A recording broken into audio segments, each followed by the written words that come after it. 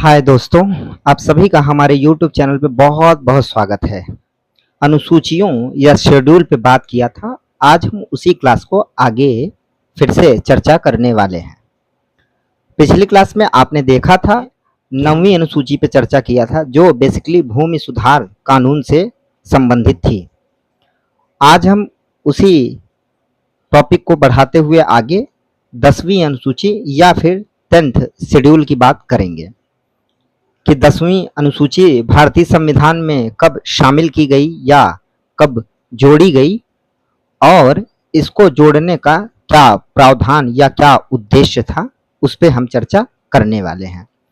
जो बच्चे पिछली क्लास हमारी नहीं देखे हैं वो प्लीज़ जाके हमारे YouTube चैनल MBA इकरा, उस पे वीडियो अपलोड कर दी गई है, आप वहाँ पे जाके देख सकते हैं। अभी तक जिन्होंने भी मेरा YouTube चैनल सब्सक्राइब नहीं किया है वो प्लीज़ हमारा YouTube चैनल सब्सक्राइब कर लें और उन बेल आइकन की घंटी आप नोटिफिकेशन को ऑन रखें ताकि हमारी वीडियो YouTube पे जब भी अपलोड हो आपको नोटिफिकेशन प्राप्त हो जाए। ठीक है, चलिए दोस्तों, हम इस क्लास की शुरुआत करते हैं। और बेसिकली मैं ये क्लास दिल्ली से पढ़ाता हूँ और मैं आपको बता दूँ कि अभी फ़िलहाल गर्मी भी है, मौसम भी बारिश का हो रखा है और बारिश भी हो रही है, लेकिन गर्मी भी अभी बनी हुई है दिल्ली में। आपके शहरों का क्या हाल है ये तो आप ही जानते होंगे। हाल क्या है दिलों का ना पूछो सनम। तो ठीक है, वो तो ऐसे ही बोल दिया। चलिए हम बात करते हैं। हमारा जो टॉपिक है वो है अनुसूचियां या शेड्यूल। शेड्यूल में भी हमने अभी तक 9 अनुसूचियों की बात कर ली है। आज हम 10वीं अनुसूची की बात करेंगे कि इसको भारतीय संविधान में कब जोड़ा गया और इसका उद्देश्य क्या था, इसको क्यों जोड़ा गया। हम उन टॉपिकों पे अब चर्चा करने जा रहे हैं। तो चलिए शुरू करते हैं। आप देखेंगे अनुसूची जो है वो दल बदल पर रोक लगाने से संबंधित है। 10वीं अनुसूची दल बदल के कानून पर रोक लगाने से संबंधित है। बेसिकली एक कानून बनाया गया और ये उस समय की बात है। किस समय की ये बात है? 1985 की, 1985 की ये बात है। उस समय आप देखेंगे इसके पहले जो सरकारें हुआ करती थी वो बेसिकली एक ही पार्टी की या एक ही राजनीतिक दल की सरकार हुआ करती थी पूरे भारत में। और आपको भी पता है, मुझे भी पता है कि कांग्रेस की गवर्नमेंट हुआ करती थी या कांग्रेस की सरकार हुआ करती थी। बाद में आपको देखने को मिलेगा कि धीरे धीरे राज्यों में अलग सत्ता या अलग दलों की सरकार बनने लगी और कांग्रेस का पांव धीरे धीरे उखड़ना शुरू हो गया।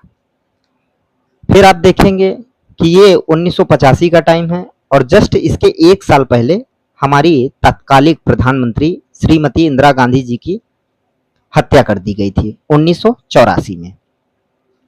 तो 84 में उनकी हत्या होती है और बेसिकली फिर आप देखेंगे कि दर बदल कानून लाया जाता है 1985 में। 1985 से 100 साल पहले किसी पार्टी का गठन हुआ था। क्या आप में से कोई बता सकता है कि 1985 से 100 साल पहले या 100 साल पीछे किस पार्टी का गठन हुआ था? और अभी मैंने चर्चा भी किया कि तात्कालिक प्रधानमंत्री जो हमारी श्रीमती इंदिरा गांधी जी थी उसी पार्टी से थी। इतना तो आप समझ गए होंगे, नहीं समझ में आएगा तो मैं बता दूंगा। ठीक है, तो चलिए, ये जो 10वीं अनुसूची भारतीय संविधान में जोड़ी गई वो जोड़ी गई 52 अमेंडमेंट से। 92वां संविधान संशोधन अधिनियम 1985 के माध्यम से दल बदल कानून के जरिए अनुसूची 10 को शामिल किया गया भारतीय संविधान में। और इसमें क्या प्रावधान किया गया, चलिए हम उसकी बात करते हैं। तो आप देखेंगे दल बदल अधिनियम 1985 जो दल विरोधी कानून लाया गया। दल विरोधी कानून इसलिए कहा जाता है क्योंकि आप अगर किसी दल के सदस्य हैं और आप किसी दूसरे दल से या किसी दूसरे राजनीतिक पार्टी से आप चुनाव जीतते हैं और फिर चुनाव जीतने के बाद आप किसी दूसरे उस पार्टी में त्यागपत्र देके किसी दूसरी पार्टी में शामिल होते हैं, तो वहां पे ये कानून लागू होता है। आप अगर निर्दलीय चुनाव लड़ते हैं बिना किसी पार्टी के, उसके बाद भी आप अगर निर्दलीय चुनाव लड़ने के बाद आप चुनाव जीत जाते हैं और फिर आप किसी राजनीतिक पार्टी में शामिल होते हैं, तब भी ये कानून आप पर लागू होता है। तो इन 2 शर्तों या 2 कंडीशनों में ये कानून उस संसद सदस्य के ऊपर या उन विधानसभाओं के सदस्यों के ऊपर लागू होता है जो ऐसा करते हैं कि एक राजनीतिक पार्टी से जीतते हैं और दूसरी राजनीतिक पार्टी में जाके शामिल हो जाते हैं। ठीक है, आई होप कि यहां तक की बातें एकदम क्लियर हो गई होंगी। अब देखिए, संसद या विधानसभा सदस्यों का एक दल से दूसरे दल में जाने से उत्पन्न समस्याओं से निदान के लिए किया गया था। वही जो मैंने आपको बताया कि कोई सदस्य किसी पार्टी या किसी दल की सदस्यता ग्रहण करता है, उसके बाद उसी दल से वो चुनाव लड़ता है और चुनाव जीतने के बाद फिर वो उस दल को छोड़ के किसी और दल में शामिल होता है। तो इसीलिए ये कानून बेसिकली लाया गया। उसके बाद आप देखिए, आप देखेंगे कोई ऐसा सदस्य जो निर्दलीय चुनाव जीता हो, उसके बाद किसी राजनीतिक दल में वो शामिल हो जाए। वही जो मैंने आपको बताया, क्योंकि मैं पहले ही बता देता हूं, जो चीजें बोर्ड पे लिखी होती है उसको मैं बोर्ड पे पढ़ने से पहले ही आपको बता देता हूं कि कोई भी संसद का सदस्य या विधानसभाओं का सदस्य किसी निर्दलीय प्रत्याशी के तौर पे वो चुनाव जीतता है। चुनाव जीतने के बाद भी किसी राजनीतिक पार्टी में शामिल होता है, तब भी उस पर यह कानून लागू होता है और उसको दल विरोधी अधिनियम के तहत दोषी ठहराया जाएगा।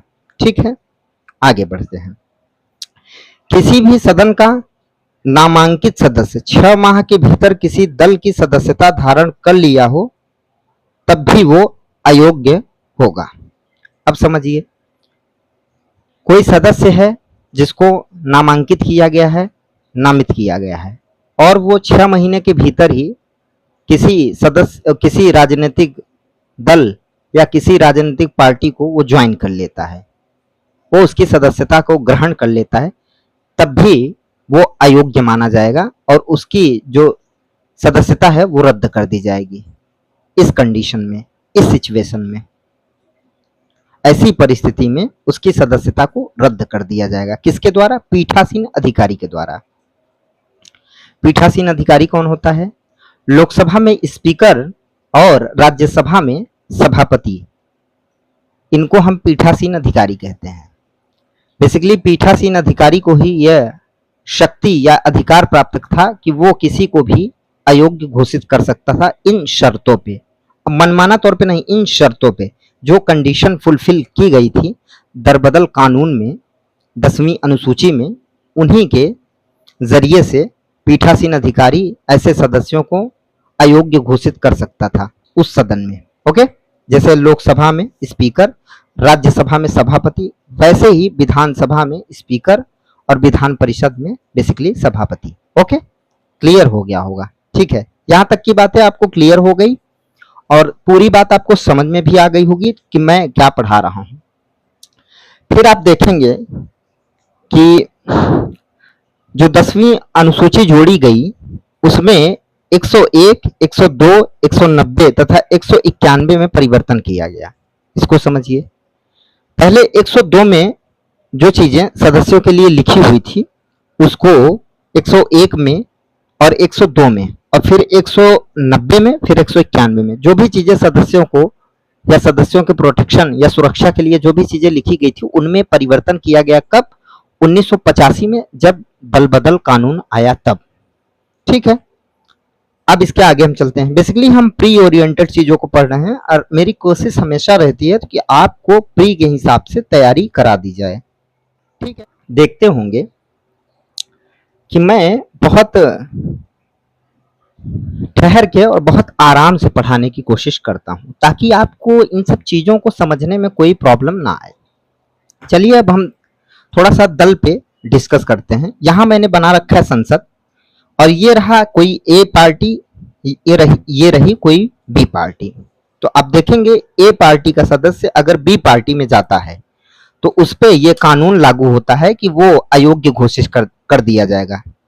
या अगर ए कोई पार्टी ना होके ये निर्दलीय प्रत्याशी रहा है, निर्दलीय सदस्य रहा है और ये चुन के लोकसभा में या विधानसभाओं में जाता है, राज्यों की विधानसभाओं में चुन के जाता है और वहां पे ये चुनाव लड़ता है निर्दलीय तौर पे, और उसके बाद ये जब यहाँ शामिल होता है दूसरी पार्टी में तो वहां की सदस्यता ग्रहण कर लेता है किसी राजनीतिक दल के सदस्य के रूप में, तब भी ये अयोग्य घोषित होगा, क्योंकि इसने निर्दलीय चुनाव लड़ा और फिर इस पार्टी में जाके इस पार्टी की सदस्यता को धारण किया, ग्रहण किया, तब भी इस पे ये कानून लागू हो जाता है। चलिए आगे की बात करते हैं। फिर हम आप देखेंगे कि इसमें फिर जो हम चर्चा करने वाले वो है किसी भी राजनीतिक दल का सदस्य जो कि किसी भी सदन का सदस्य है, वो जैसे अगर कोई भी राजनीतिक दल का सदस्य है और वो किसी भी सदन का सदस्य है और उसकी पार्टी अगर कहे कि आप हमारे खिलाफ जाके मतदान मत करिए या हम किसी विधेयक पे सहमत नहीं हैं, तो आप भी उस पर सहमति व्यक्त मत करिए। अगर ये सब चीजें सदस्य करता है कि अपने पार्टी के, अपने राजनीतिक पार्टी के खिलाफ जाता है और मतदान करता है संसद में या विधानसभाओं में, या वहां पे अपनी पार्टी के बुलाने पे अब्सेंट रहता है, तो जब वो अब्सेंट रहेगा तब भी ये मान लिया जाएगा, उस पार्टी के द्वारा एक व्हिप जारी किया जाता है अपने सदस्यों के लिए कि आप जो पार्टी कहेगी वही आपको करना और कहना पड़ेगा। आपको कहेगी मतदान करिए तो आपको करना पड़ेगा, आपको कहेगी कि ना करिए तो आपको नहीं करना पड़ेगा, और आपको कहेगी संसद में आप उपस्थित रहिए तो आपको उपस्थित रहना पड़ेगा। अगर आप ऐसा करते हैं तो आप देखेंगे कि स्वयं से अपने दल का त्याग कर सकते हैं या अपने राजनीतिक दल के विरुद्ध मतदान। वही बात जो हमने बताई कि या तो आप स्वयं से अपने दल का परित्याग कर दिए या आप अपने पार्टी के अपोजिशन या खिलाफ में जाके मतदान कर भी बेसिकली आपके ऊपर ये कानून लागू होता है और आपकी सदस्यता जा सकती है और आप अयोग्य घोषित हो सकते हैं उस सदन में, चाहे वो संसद लोकसभा हो या राज्यसभा हो या राज्य की विधान सभाएं हों। ठीक है, यहां तक की बातें क्लियर हो गई होंगी। उसके बाद आप देखेंगे वही चीज सीधा सीधा यही चीज लिखी है, तो मैंने उसको एक्सप्लेन कर दिया, बहुत पढ़ने की जरूरत नहीं है, क्योंकि पढ़ने से बेसिकली क्या होता है कि पढ़ी हुई चीजें, रटी रटाई चीजों को आपको बता के क्या फायदा। इसलिए इसको लिखता हूं ताकि आपको पीछे से दिखता रहे कि हाँ सर ने कुछ लिखा है, वरना मुझे बिना लिखे ही मैं पढ़ा सकता हूँ, मुझे कोई प्रॉब्लम नहीं। लेकिन इसको मैं इसलिए लिखता हूं ताकि आपको दिखता रहे कि हाँ कुछ लिखा है, ABCDEFG। जैसा मैंने संसद बनाया, संसद में मैंने 2 सदस्यों को बनाया, या यूं कहिए 2 पार्टियों को। अगर निर्दलीय लड़ता है तो सदस्यों को समझिए, और अगर पार्टी की तरफ से राजनीतिक किसी पार्टी की तरफ से लड़ता है तो पार्टी समझ लीजिए, 2 पार्टी A या B, तो उसको मैंने समझा दिया। आप देखेंगे कि अब इसमें एक बात आती है, वो बात ये आती है कि पहले पीठासीन अधिकारी दुर्भावना या किसी सदस्य या किसी राजनीतिक पार्टी या निर्दलीय सदस्य के खिलाफ अगर कोई ऐसी चीजें आती थी अयोग्यता से संबंधित, तो आप देखेंगे कि पीठासीन अधिकारी जो लोकसभा में स्पीकर होता था वो दुर्भावना बस अयोग्य घोषित कर देता था और इसकी न्यायालय समीक्षा नहीं कर सकता था। कब? पहले 1985 में ये कानून आता है और आप देखेंगे कि उसके काफी टाइम बाद, लगभग 1992 की बात है, 1992 की बात है, कि इसी मामले में स्पीकर को ये अंतिम निर्णय होता था कि वो, या सभापति को ये अंतिम निर्णय होता था कि वो किसी को भी अयोग्य घोषित कर सकता है। ऐसी बात हो सकती है कि पीठासीन अधिकारी ऐसे सदस्यों को पसंद ना करता हो तो उसको अयोग्य घोषित कर दे दुर्भावनावश। तो इसीलिए सुप्रीम कोर्ट में एक वाद आता है, न्यायालय में एक वाद आता है 1992 में। 1992 में एक वाद आता है और उसमें न्यायालय निर्णय देता है कि अगर दुर्भावनावश या किसी कारण सदस्य को लगता है कि पीठासीन अधिकारी, चाहे वो स्पीकर हो या राज्यसभा का सभापति हो, अगर वो किसी दुर्भावनावश किसी सदस्य को अयोग्य घोषित करता है तो उसकी न्यायालय बाकायदे समीक्षा या जांच कर सकता है। कब ये नियम आया? 1992 में। एक वाद आया कि हो तो होलहन, बेसिकली वो सदस्य हुआ करते थे और उनको बिना कारण बताए पीठासीन अधिकारी द्वारा अयोग्य घोषित कर दिया गया था। तो वो 1992 में न्यायालय का रुख करते हैं और उसके बाद न्यायालय ये निर्णय या जजमेंट देती है कि अब अगर कोई पीठासीन अधिकारी किसी भी सदस्य को अयोग्य घोषित करता है तो न्यायालय उसकी बाकायदे समीक्षा कर सकेगी और फिर न्यायालय का अंतिम निर्णय होगा। पहले पीठासीन अधिकारी का अंतिम निर्णय हुआ करता था सदस्यों की निर्योग्यता पे, लेकिन 1992 के बाद क्योतो होल्हन जो वाद आया उसमें जो है न्यायालय ने यह डिसीजन दिया कि 1992 के पश्चात या बाद अब अंतिम निर्णय न्यायालय का होगा। आई होप कि यहाँ तक बातें क्लियर हो गई होंगी 10वीं अनुसूची का कितना जाल फैला हुआ था सदस्यों के बीच में। फिर आप देखेंगे कब अयोग्य नहीं होगा, इसकी भी बात कर लेते हैं, जरूरी है। अयोग्य होगा ये तो बात कर लिया, 3 बेस पे अयोग्य होगा ये भी हमने बता दिया। अब देखेंगे या तो वो किसी पार्टी का सदस्य हो और किसी दूसरी पार्टी में चला जाए तब वो अयोग्य होगा, या वो निर्दलीय चुनाव लड़ा हो और फिर किसी पार्टी को ज्वाइन कर ले तब भी वो अयोग्य होगा, या वो अपनी पार्टी के तहत, पार्टी अगर किसी जगह कह रही है कि मतदान करिए या पार्टी कह रही है आप उपस्थित रहिए और आप ऐसा नहीं करते हैं, आप मतदान पार्टी के खिलाफ अपने राजनीतिक दल के खिलाफ जाके करते हैं, आप अपने राजनीतिक दल के खिलाफ जाके अनुपस्थित होते हैं संसद या विधानसभाओं में, तब भी आपके खिलाफ ये कानून लागू होता है और फिर आप अयोग्य या निर्योग्य घोषित हो जाएंगे। ठीक है, अब कब नहीं होंगे उस कंडीशन की हम बात कर लें, तो चलिए उसकी बात करते हैं। यहाँ पे हमने लिखा है, शायद दिख रहा होगा, नहीं दिख रहा होगा, परेशान नहीं होना रे बाबा, अपन देगा ना टेलीग्राम पे। MBA इकरा के नाम से हमारा टेलीग्राम चैनल है, यूट्यूब भी हमारा इसी नाम से है। यूट्यूब पे सब्सक्राइब करो और टेलीग्राम पे आप ज्वाइन करो, फिर आपको आने वाला है मजा। क्लास यहाँ पढ़ो, रिवीजन वहां से करो, क्लास हमसे पढ़ो, रिवीजन हमारे नोट्स से करो। ठीक है, ओके। तो कब अयोग्य नहीं होगा, तो अयोग्य तब नहीं होगा जब पीठासीन अधिकारी स्वतः बाहर हो। जैसे जब आप संसद में सदस्य बनते हैं, जैसे सपोज लोकसभा में, राज्यसभा में, विधानसभाओं में या विधान परिषद में, तो जब आप संसद सदस्य बनते हैं या आप विधानसभाओं के सदस्य बनते हैं तो आप कब अयोग्य नहीं होंगे, तो उसकी कंडीशन है या तो आपको पीठासीन अधिकारी बना दिया जाए, जैसे लोकसभा में आपको स्पीकर बना दिया जाए, तब भी आप अपने पार्टी से बाहर निकल जाते हैं और आप अयोग्य नहीं होंगे। ठीक, या आप राज्यसभा में सभापति चुन लिए जाते हैं तब भी आप अयोग्य नहीं होंगे, या विधानसभा में आप स्पीकर चुन लिए जाते हैं तब भी आप अयोग्य नहीं होंगे, या विधान परिषद में आप सभापति चुन लिए जाते हैं तब भी आप अयोग्य नहीं होंगे। तो इन कंडीशनों में जब आप स्पीकर या सभापति बना दिए जाते हैं किसी भी सभा में, तब आप अयोग्य नहीं माने जाएंगे, पहली कंडीशन। दूसरी, कोई दल टूट रहा हो, कोई दल, राजनीतिक दल कोई टूट रहा हो और उसके 1/3 सदस्य नई विचारधारा के साथ नया दल बनाने की या नया दल बनाने का प्रस्ताव रखते हो, तब भी आप अयोग्य नहीं घोषित होंगे। जब आपकी पार्टी टूट रही हो, आपका राजनीतिक दल बिखर रहा हो और उससे 1/3 सदस्य एक नई पार्टी का सृजन या गठन करते हो, तब आप अयोग्य घोषित नहीं किया जाएंगे, न पीठासीन अधिकारी के द्वारा और ना ही सभापति के द्वारा। मतलब ना पीठासीन अधिकारी का मतलब ना आप स्पीकर के द्वारा और ना सभापति के द्वारा आप अयोग्य घोषित नहीं होंगे। तब शर्त यह है कि 1/3 लोग अलग से कोई नई पार्टी का सृजन कर रहे हो तब। ओके बाबू, समझ में आ गया होगा। आगे बढ़ते हैं। फिर आप देखेंगे वही बात कि मैंने बताया था,